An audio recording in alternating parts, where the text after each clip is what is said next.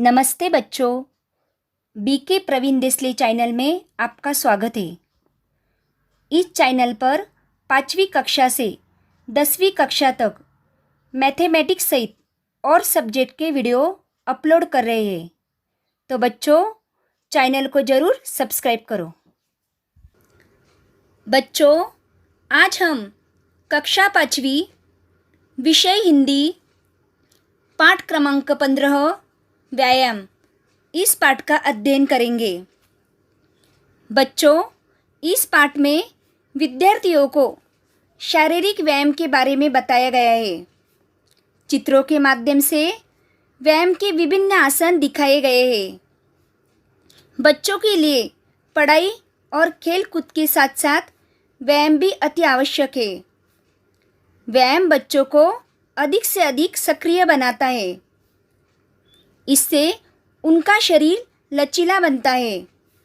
शरीर में शक्ति का संचार होता है। व्यायाम से शरीर के सभी अंगों का संचालन होता है, जिससे रक्त संचार नियमित होता है। फेफड़े मजबूत होते हैं। बच्चों की एकाग्रता बढ़ती है। उनमें रोग प्रतिरोधक क्षमता बढ़ती है और वे मौसमी बीमारियों से बचे रहते हैं। योगासन से चंचल बच्चों को भी ठीक किया जा सकता है। नियमित व्यायाम और योग से बच्चों की स्मरण शक्ति बढ़ती है, आत्मविश्वास बढ़ता है और उनके व्यक्तित्व का सर्वांगीण विकास होता है। तो चलो बच्चों, चित्रों के माध्यम से हम व्यायाम के विभिन्न आसन सीखते हैं। कृति करो। पहली कृति है विश्राम की मुद्रा में खड़े रहो। विश्राम की मुद्रा में खड़े रहने से आराम मिलता है। दूसरी कृति है सावधान की मुद्रा में खड़े रहो।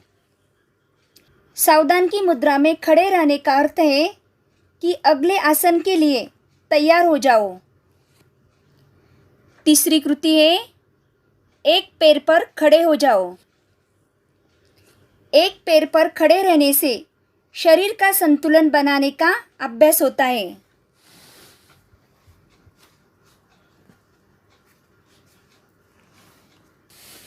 चौथी कृति है अपने हाथ पीठ के पीछे से पकड़कर आगे झुको।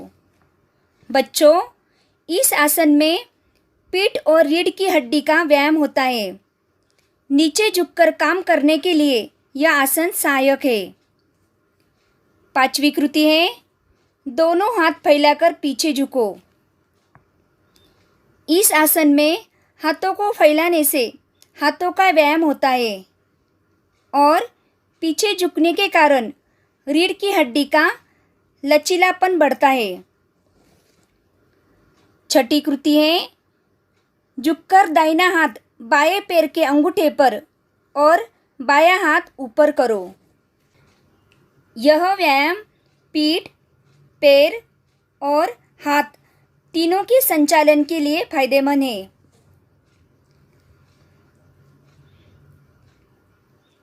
सातवीं कृति है अपने दोनों पैरों के अंगूठे छुओ। इस व्यायाम से रीढ़ की हड्डी मजबूत और क्रियाशील होती है। हाथ पैर को खींचने के कारण बच्चों की लंबाई बढ़ती है। आठवीं कृति है दोनों हाथ ऊपर करके पैर के पंजों पर खड़े हो जाओ। इस आसन में हाथों पैरों को ऊपर खींचा जाता है। पैर के पंजों की शक्ति बढ़ती है। यह व्यायाम लंबाई बढ़ाने में भी सहायक है। नौवीं कृति है बायां हाथ सामने रखकर उसे धीरे धीरे बाईं ओर ले जाते हुए अंगूठे का नाखून देखो। इस चित्र में बायां हाथ सामने रखकर उसे धीरे धीरे बाईं ओर ले जाते हुए अंगूठे के नाखून को देखना बताया गया है। इससे आँखों का व्यायाम होता है और ध्यान केंद्रित करना सीखते हैं।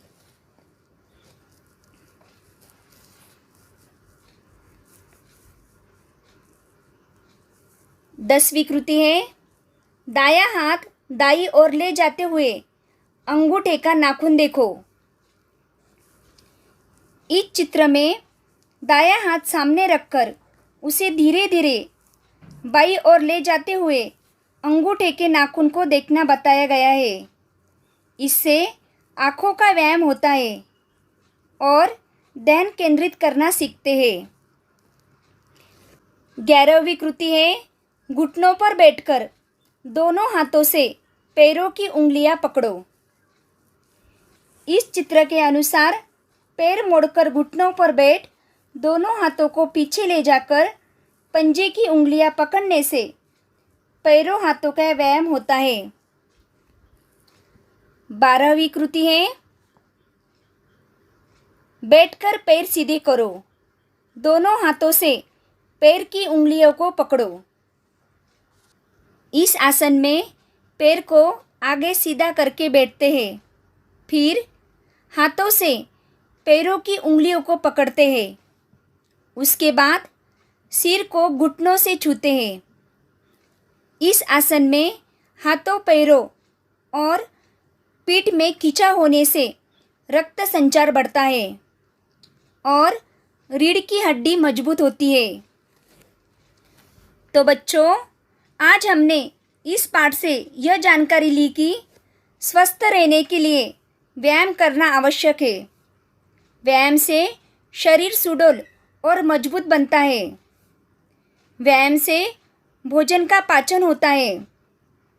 जो प्रतिदिन व्यायाम करता है, बीमारी उस पर कभी भी आक्रमण नहीं कर पाती।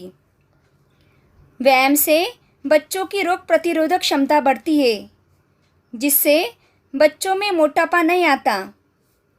व्यायाम बच्चों में सकारात्मक ऊर्जा का संचार पैदा करता है।